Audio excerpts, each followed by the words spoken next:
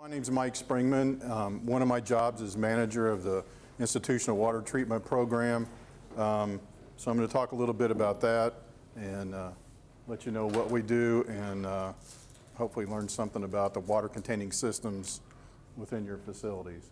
So IWT was started in 1949, so we've been around a little while. I think after World War II, everything was ramping back up in manufacturing, and people realized that they needed help on their water containing systems like boilers, cooling towers, chillers, anything that's a closed loop system. So we work mainly with state agencies. So the Secretary of State, Department of Corrections, Veterans Affairs, Department of Transportation, Human Services, and some college and universities along the way. So we also do research on corrosion and scale inhibition and new treatment technologies. I just talked with a guy about one of those earlier this week. It sounds really promising for corrosion control. So we talked about corrosion. One thing we do is a corrosion coupon test where we send our clients a metal coupon, just a little piece of metal. It's weighed before we send it to them. They place it in within their water containing system, whether it's a boiler or cooling tower, and leave it for a period of time from somewhere between 3 months to 12 months, sometimes a couple of years if they forget to send them back. We send them notifications and say, hey, you had this coupon, it's time for it to come back. Sometimes we get them, sometimes we don't. But then we weigh them again, and then we calculate the corrosion loss and the amount of liquid or water it was exposed to during that time period. It gives an indication of what wear is going on metal-wise within their system. So if we see a lot of copper or something like that, then they know to check their copper pipes, that those may be an issue. So we have a lot of services. We have a comprehensive lab. We talk about corrosion and deposition of samples. We test water and glycol samples. We have a capability of about 50 different parameters. And we can test raw water sources or potable water systems or process heating cooling systems.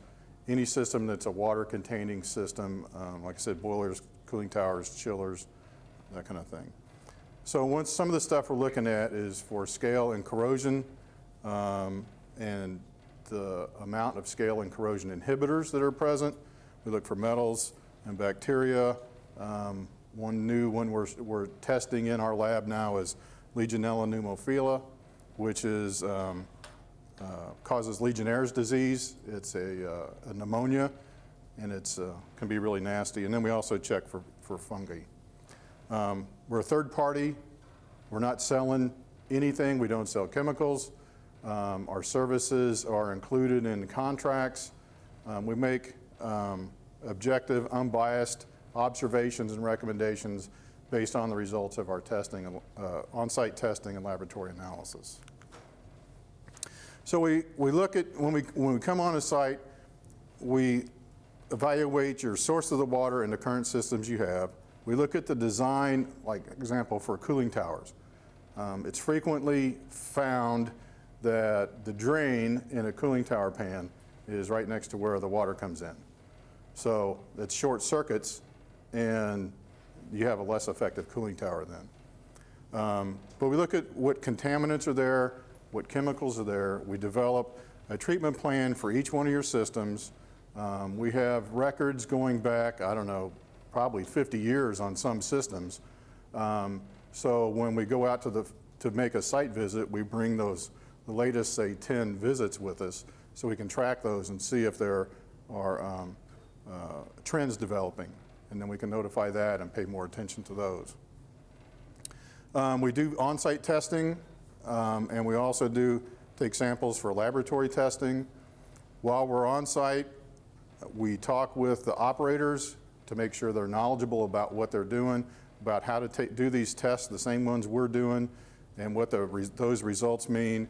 We provide them with recommendations of addition or reduction of chemicals so that they can get a balanced system that's going to last them for a long time.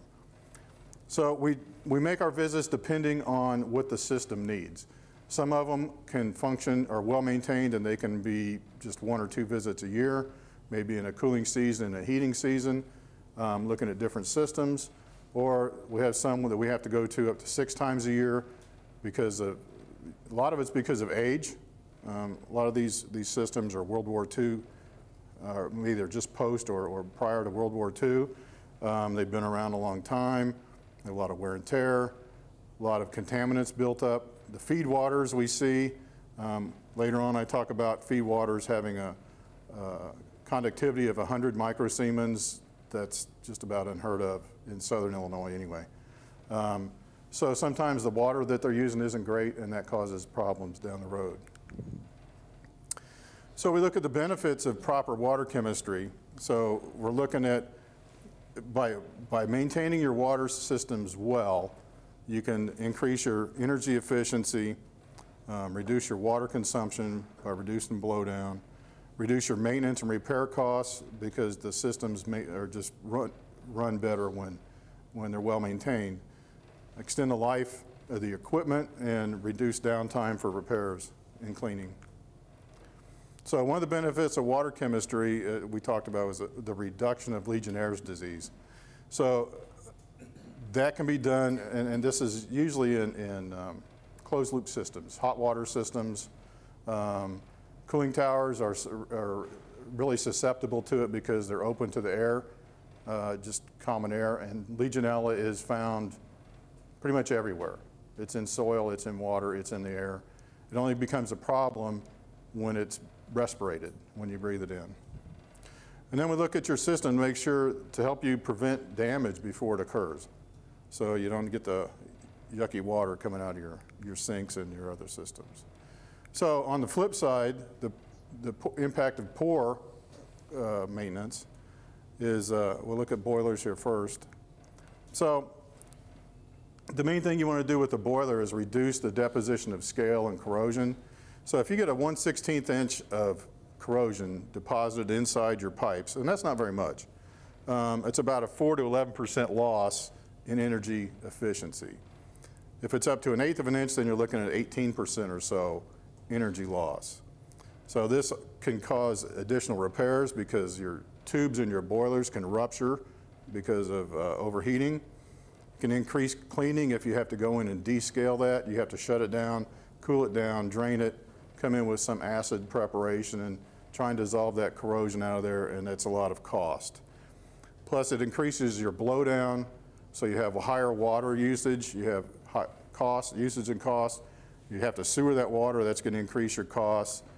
You're basically throwing your chemicals away that you've just added, so you have chemical costs. And then it also is less efficient heat-wise. Excuse me. So if you have a nice clean system, like it's brand new, you're going to have a heat loss when you heat the water within that system. So if you want 500-degree water, high-pressure water, you have to add 600 degrees of heat to that in order to obtain that 500-degree temperature. If you have corrosion on the inside of your pipes after a while, then you still have your 100-degree loss of heat, but then you also have another 200-degree loss because of just some corrosion on the inside of your pipes. So now you have to have 800 degrees of heat added to the system in order to maintain your 500-degree temperature that you want. So this is a basic boiler system. The boiler makes steam. The steam goes out. It does its job. As it travels through the condensation line back to, this is a closed system, but as it goes through the condensation line, it cools back down to water, goes into a feed tank where makeup water is added because there's going to be some loss of steam in the system. So makeup water is added, and that goes back to the boiler.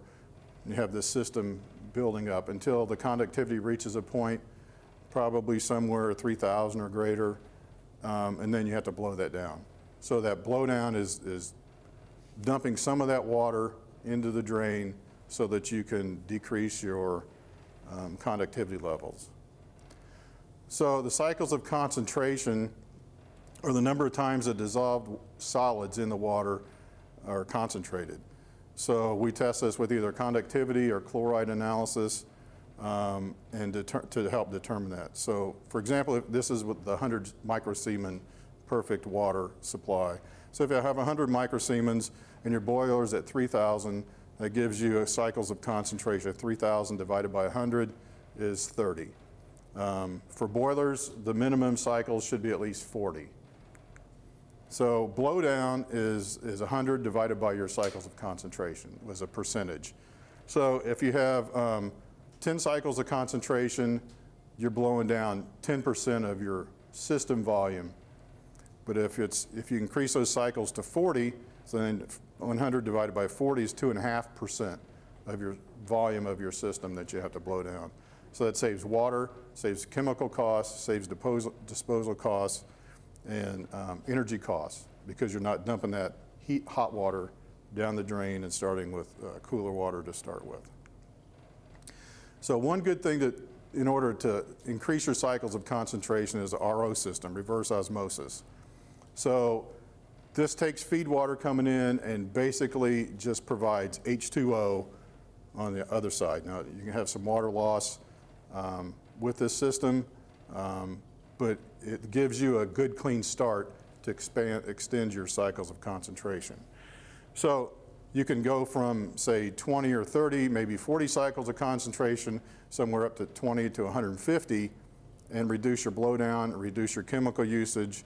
So you save up to 70% on your blowdown, 5% or so on your energy, 50 to 90% of your chemicals, because you're not blowing those down.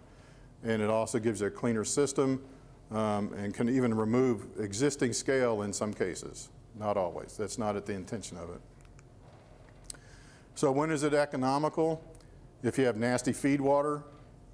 We did some testing on a different project, and it wasn't uncommon to find 300 or 400 microsiemens of conductivity on water coming into the plant. If you have a high makeup rate, greater than 20%, so you have water loss. If it's a large boiler that's 350 horsepower or more, that's a good use for it, and it typically pays itself back in about 1 to 2 years. So poor water quality on cooling towers and evaporative condensers. Some of these pictures you might have seen already. We share pictures. So scale and corrosion reduces the efficiency of your cooling tower. We talked about that a little bit on efficiency on the boilers. So this is even smaller. So a 1/32 deposit of corrosion can increase your cost by 9%. A 1/16 of an inch, and you're looking at a 14% decrease in efficiency. So they can be cleaned in some cases. Some of these may be too far gone that you've seen in these presentations, but a lot of them you can clean this corrosion off and get your system back to a better operational standard. So we talked a little bit about bacteria and Legionnaire's disease. So this picture is a picture of a biofilm. It's on the side of a cooling tower. You can see the water bubbles here as it's going past it. So the water is heading in this direction. So biofilm is just a collection of microbes. And it kind of develops into a different organism. So they're all individual microbes, yet the ones on the outside are protecting the ones on the inside from biocides. So they die, they're sacrificial. It's kind of like army ants in the Amazon that are crossing a river. They make a raft of ants, and the ones on the bottom become the boat. And they move across, and the live ones continue on, and the dead ones go on downstream. This is kind of the same way. So you want to try and keep this from occurring. This is a picture of Legionella pneumophila. This bacteria actually resides in the gut of amoebas. So if you have a biocide that kills your amoeba, that can rupture and release your Legionella, which is kind of counterintuitive to using the biocide to start with.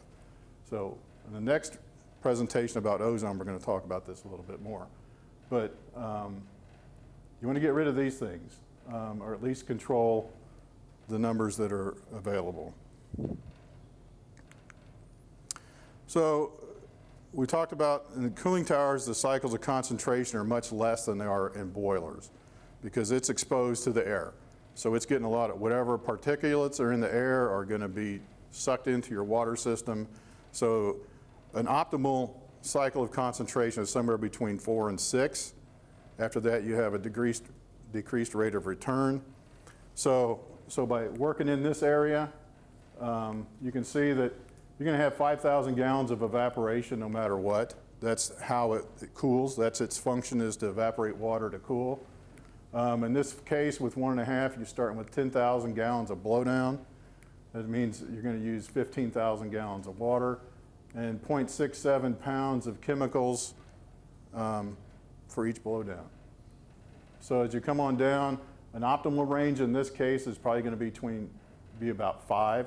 So you still have 5,000 gallons of evaporation. You're blowing down 1,250 gallons. With total water usage then is about 6,000 gallons instead of 15,000, and 0.2 pounds of chemicals per 1,000 gallons instead of 0.67. So it's just much more efficient to keep your system operating well. So we don't sell chemicals. We recommend, well, not for you guys, but we can identify chemical suppliers or what type of chemical we think that you should add to your systems. We can, if you need assistance with trying to find suppliers, we have several around. We don't sell them. We don't get anything from them. But a lot of times the chemicals are really similar. There may be a few differences, but the prices can vary greatly. So we'll work with you on that. So we provide assurance. We're a consultant. We're working for you. We'd like to do that. So if you're interested, contact me, and we can talk about your individual systems. Here's our website. This is going to be, I guess these are going to be available, yes, the presentations. You'll receive an email, which will have some information on that. So there'll be links for our presentations, and also a little later, we're going to be sending out this iPad here that you can register, and if you want a site assessment, you can fill that out. Also in this email, if you didn't have a chance to fill this out, you'll have an opportunity to click on schedule your site assessment here. So we will be sending